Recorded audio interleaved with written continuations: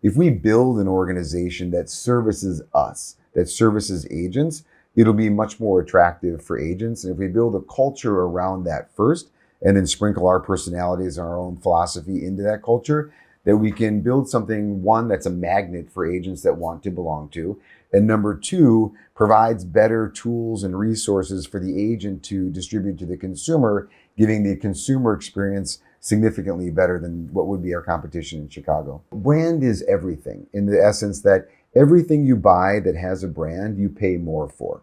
So if you're going to sell one of the greatest and most expensive assets, a home, you should probably wrap it in the best brand. So if you see Christie's International Real Estate in front of anything, it means exclusivity, it means luxury, it means expensive. A level of confidence that goes beyond all the things that we provide. Culture is my personal relationship with you, and now that evolves with others to create an environment based on the values that we align ourselves with. Expel love wherever we go. That's the foundation of the organization. So number one would be culture. Number two, I do believe it would be marketing, even before technology, because marketing incorporates brand. And then I would say third is technology, because technology is the heartbeat. Spatial orientation is the hardest thing to convey in a photo, but when you go through a Matterport tour, that's probably the best we've got going right now. So I just heavily believe in participating at the highest level and giving back.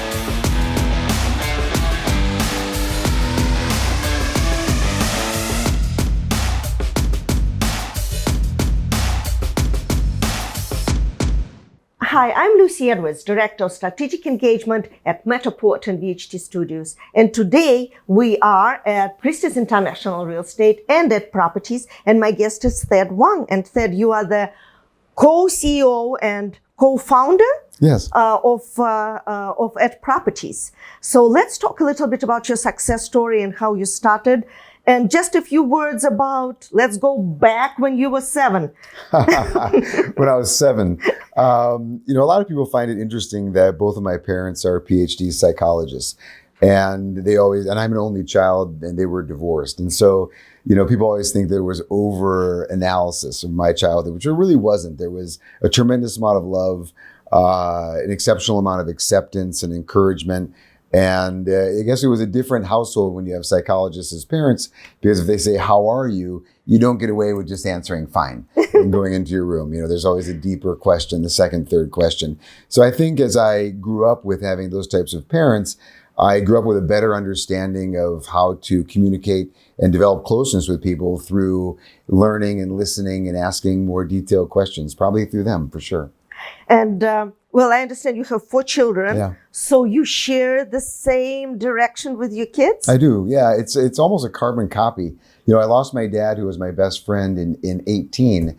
But the two of us were really close, more as friends, because I grew up with my mom. And my mom is a traditional mom, but I rely on her for, work ethic. She instilled love and a lot of those things. And then I had a different relationship with my dad. And so with my kids, it's a little bit of the combo. I'm the hands-on parent, but I'm also the close friend and confidant. So so far it's worked out pretty well. Well, it's beautiful. Thanks. Yeah, and it's great that you have such wonderful relationship with your kids, and they want to come home, they want to spend time with you. Yeah. So that's, you're doing something right. I hope so. Yeah, it's a very, very close-knit group. What about your career? How did you start at Properties? So in 2000, my partner, Mike Golden and I, which we were really one of the first teams in America, we were the number 1 agent. And we felt that, the company we worked for, which is a very small company, we felt like we worked for that company as opposed to the company working for us. So we thought if we flipped it and we did a 180 and we said, okay, if we know how we sell, we're a large team. We have a lot of agents, we have a lot of projects, we have resale, development.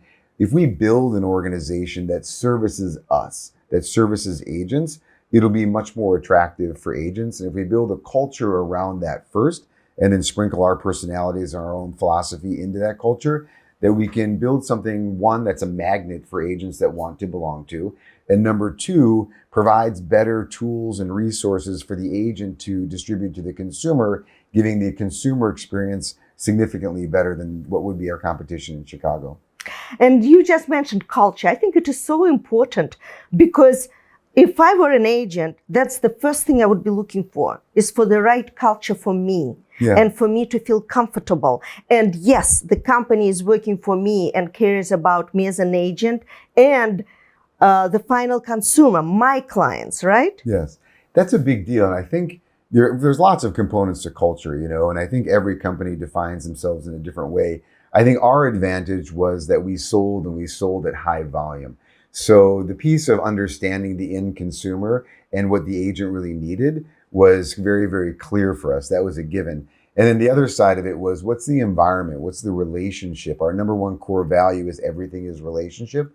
So what's the relationship we want to have with our agents? What's the relationship that we want those agents to have with our staff and our management? And what's the relationship that we want to convey that we hopefully distributes down to the end consumer to build a longer lasting bond?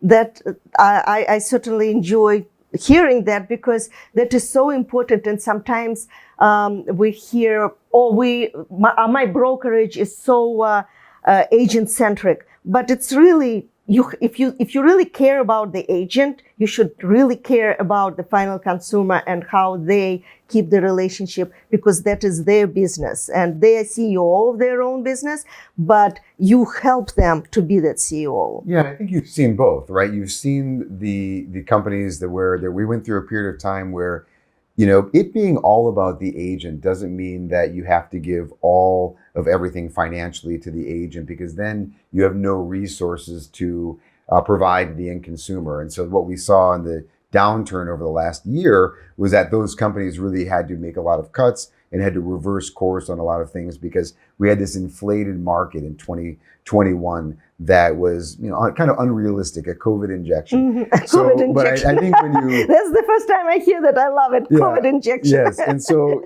but when if you build a profitable company that's done responsibly, where the agents get a strong benefit, the lion's share of the commission, which they deserve and they are owed because they're really handling a significant portion of the deal, but there's enough revenue to still be able to provide the best technology, marketing, training and coaching, culture, physical space, collateral material, those things, that still is so crucially important to the end consumer that's distributed by the agent. So you have to be able to do it all. Exactly. No, I totally agree with you. The platform alone is a fortune, but you can't really survive without it. The CRM, that is the investment that you are creating to help the final consumer in the long run. What about Christie's International? So you bought Christie's about 18 months ago. Yep. Why did you decide to go with that brand? Well, obviously it is a classy brand, but... So, we built the brand, and I remember how hard it was to do that. When we started in 2000 with @properties, people didn't know. First of all, when you called directory assistance and asked for our phone number, you didn't know how to start it because the @ so it was very difficult. So we knew how hard it was to build a brand, because we built the number one brand in Chicago and Illinois. We also became number one in luxury, and it took a very, very, very long time as an independent operator. Now, brand is everything, in the essence that everything you buy that has a brand, you pay more for, period. Full stop. When someone is looking for a car, they often think about the brand. If they're looking at a watch, if they're looking at a shirt, whatever you buy, if something has a brand, it has greater extrinsic value, that non-quantifiable value. So if you're going to sell one of the greatest and most expensive assets, a home, you should probably wrap it in the best brand, right? And so an agent has a brand, but also the agent works with a company and that company has a brand. So if you see Christie's International Real Estate in front of anything, whether it is a 1-bedroom condo or a 17-bedroom house in Bel Air, it means exclusivity, it means luxury, it means expensive. So if anything, from a brand perspective, you can walk anywhere in the world and Christie's has one of the best, if not the best, luxury brands out there. So if we're going to wrap our technology, our training and coaching systems, our marketing, and our expertise in fundamental building of successful real estate practices, we're going to wrap it in the best brand out there, so agents can wrap themselves in that brand and in essence then have more of extrinsic value for the end consumer, a level of confidence that goes beyond all the things that we provide.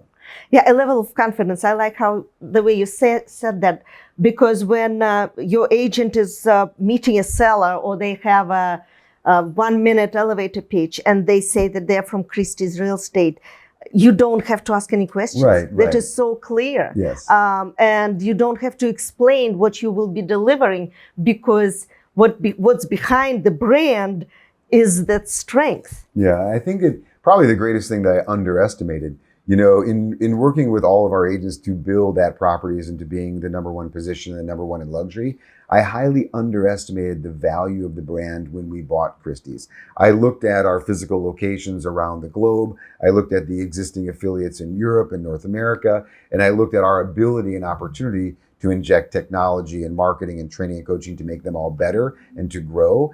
But what I underestimated is just the value of that brand. People who have used that brand to perfection have experienced incredible success without many other tools. So now if we can give them a far stronger platform with technology, marketing, and training, they have everything. They have the greatest brand, they have the greatest technology, the greatest marketing, the greatest training, and then we'll together create the greatest culture.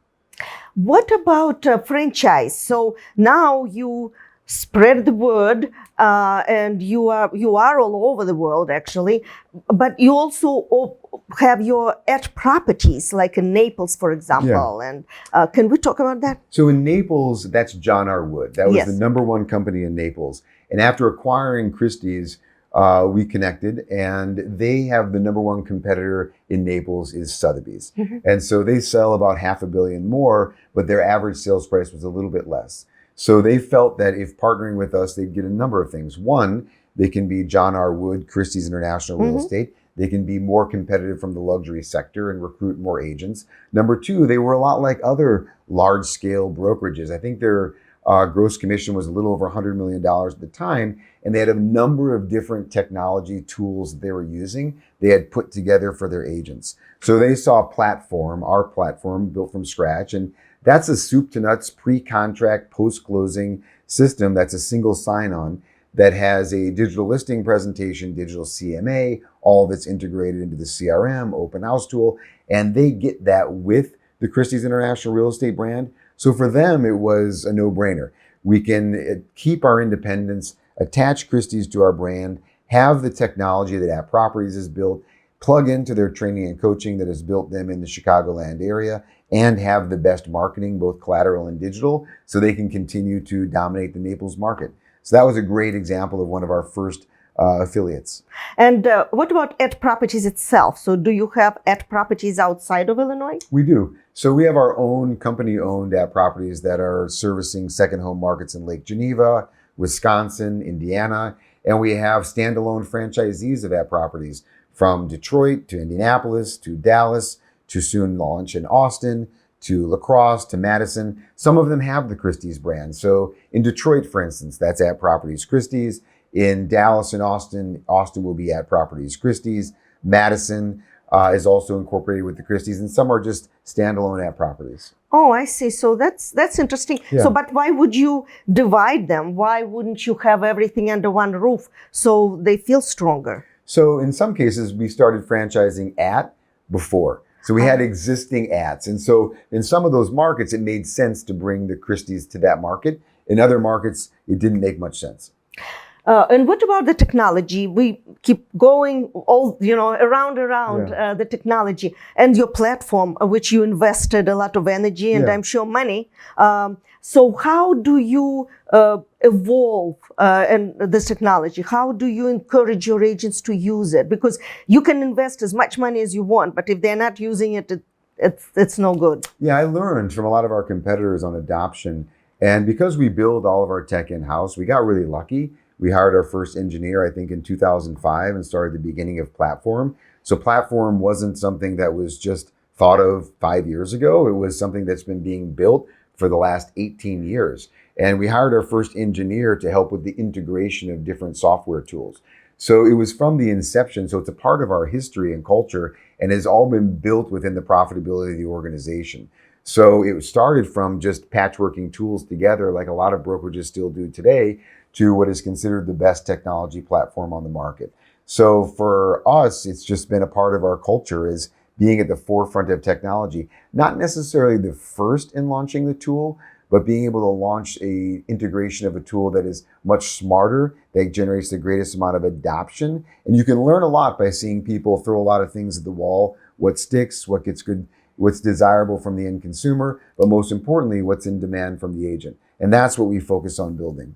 So do you educate your agents? Let's say you get brand new agent on board, and what's the onboarding process? Do you make them take certain classes? You encourage their coaching? How does So our platform is super intuitive. Mm-hmm. We learned a lot from Apple, right? In Apple, when you give somebody a phone, especially a child, they know exactly what to do. It's intuitive. Same with our platform, which is platform with the @ sign. When you go through it, it pulls up a little video, but it's very intuitive to get it going. So if you're an agent and you've done deals in the past and you get on platform, it is very, very easy. You can plug and click and watch a quick video, but it is not like working and learning a new language. It's relatively intuitive because we are a real estate brokerage first, and we built it. So we built it for agents with agents. So all of our tools, our agents go through, give us feedback, show us what to do, what not to do. We know what they want because we were agents and we're very much in tune with the brokerage side of the business.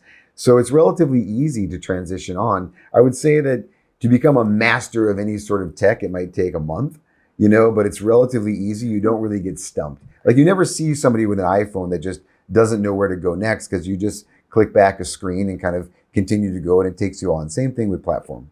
Well, that's great. And do you believe in coaching? Like, do you encourage your agents to participate with, I don't know, Tom Ferry, Buffini, Yeah. or do you have something I in-house? encourage every type of coaching. I think that with coaching, it just requires one thing, consistency. And if you commit consistency, they're all great. We do have our own training and coaching team. So we've got Amy Core runs that division, and we have a number of coaches underneath her. And we wrote curriculum, a lot of it, which came from the Great Recession. We have one course called Getting What You're Worth, which really empowers the agents so they can articulate their value proposition. The effort is to have them charge more than the market, because if they're worth more than the market, they don't need to discount their commissions. And we have a perfect listing presentation that goes through all the different tools we have, physical collateral, digital, etc., search, to keep holding on to buyers, which is especially important right now, but also to provide that experience for sellers when they're going to sell, to have everything from soup to nuts from the first introduction all the way to the closing. Interesting. No, I think I personally, I support coaching. For me, it's consistency is important. For me, focus. Yeah. That's what I have lack of focus. Yeah. And motivation. I've had a partner for a number of years. And so, getting motivation is easy because when you have a great relationship, you want to perform for your partner, in all facets. And so we have very different responsibilities, but a lot of time the success that we have, it's fun to be able to share that success with somebody else. If I were to ask you, what's the 3 items that you would say, that you would ask the agent, why do they want to be part of at Properties? If I were to ask an agent that's here, what do I think? Number one, I think culture. That is a word that's been overly used over the last decade. Every conference you go to talks about culture. Culture has been important to us since day one. And what is culture? Culture is my personal relationship with you, and now that evolves with others to create an environment based on the values that we align ourselves with. So I do feel, and what's the greatest challenge? Growing an organization and maintaining that culture, because it's maintaining that closeness with humanity, with the human relationship while you grow. And that's very difficult because of time. So I think we've done a very, very good job of that. I think people understand. It's the love logo. You saw it when you pulled up to the building. It's, whatever this is, 100 feet tall by 80 feet long. We, expel love wherever we go. That's the foundation of the organization. So number one would be culture and relationships. Number two, I do believe it would be marketing, even before technology, because marketing incorporates brand, and things that people see first are on the outside. So whether it's a sign in front of a yard, whether it's a physical brochure, whether it's a listing presentation, it's how you display what you are. And then I would say third is technology, because technology is the heartbeat. Technology is how we get our processes going, how we maintain efficiency, how we scale. Even scaling culture is done with technology. So technology is arguably the most important part of the being, right? The heart that makes it go through. Marketing is your skin, your clothing, how you present yourself. Do you look good? You look great in Chanel, right?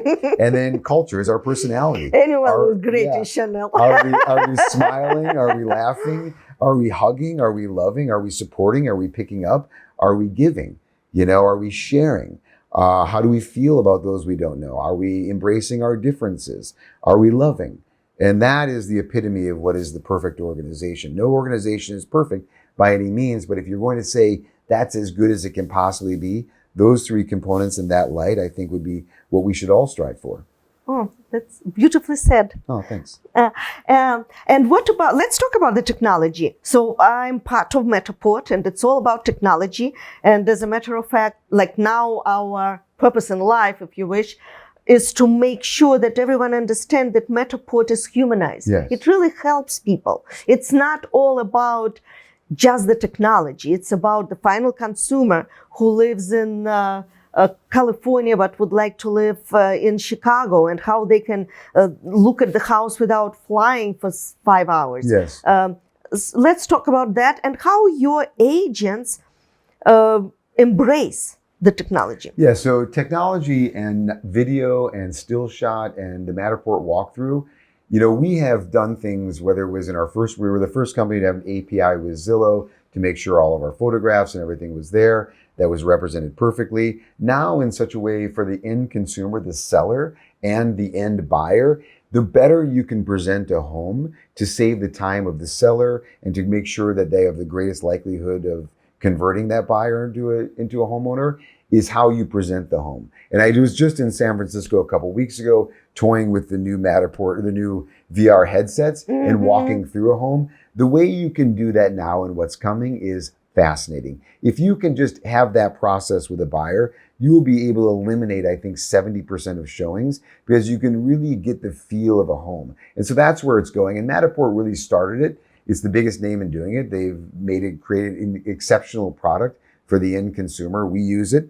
And I think that it's only getting significantly better. But I think that buyer, when they walk through, first, when they figure out the location, they figure out the functionality of the home, they can look at some pictures, but then having the ability to walk through and getting a feel for space. Spatial orientation is the hardest thing to convey in a photo. But when you go through a Matterport tour, that's probably the best we've got going right now.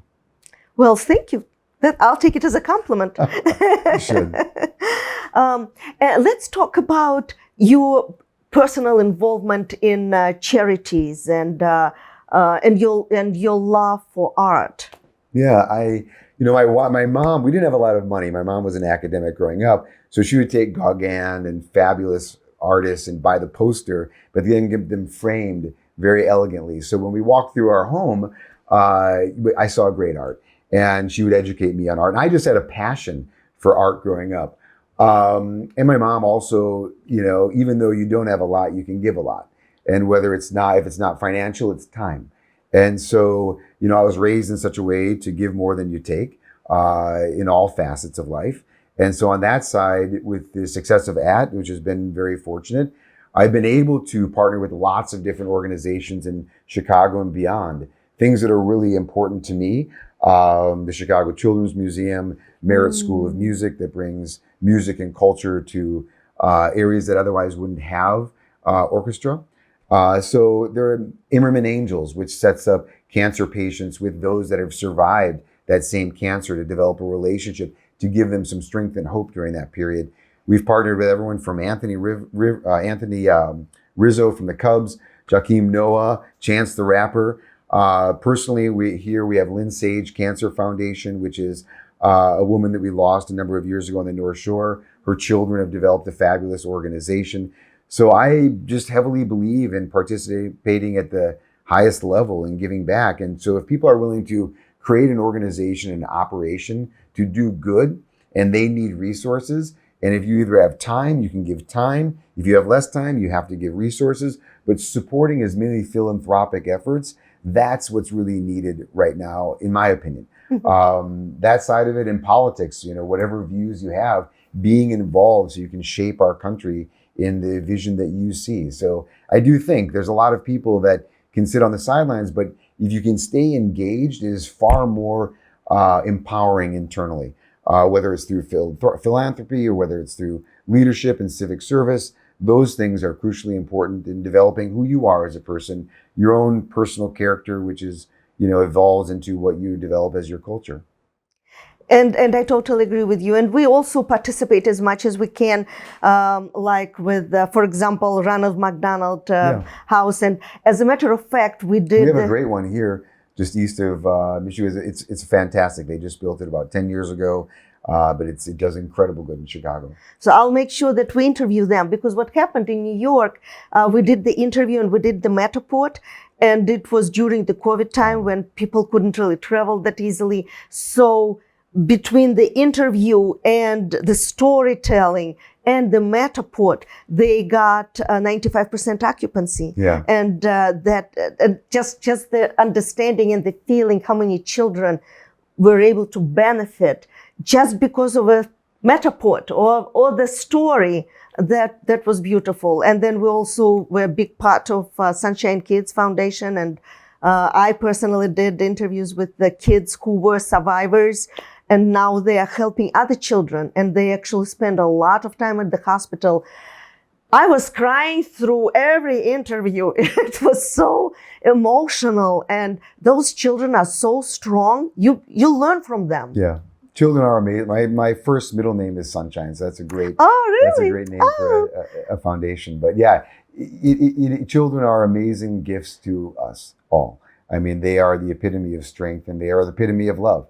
So I love them. All of them. So Thad, what would you wish to a brand new agent who is entering the real estate landscape, don't know much, but maybe heard about it, or maybe their parents are involved? What would you wish to them?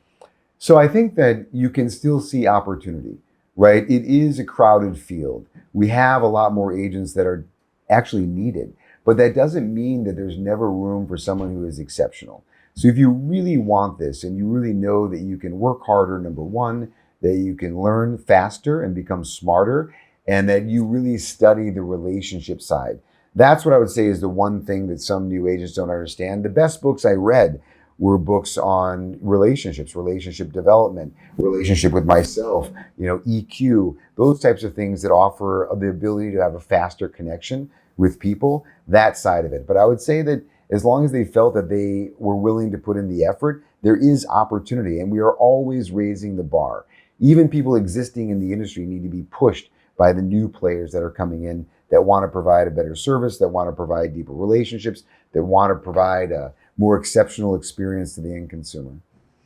Well, that is a very good advice, and I agree with you. Especially in real estate, it is a relationship business, so you have to really love what you do, and you have to accept people for what they are. Not all the buyers and sellers are perfect people, by far.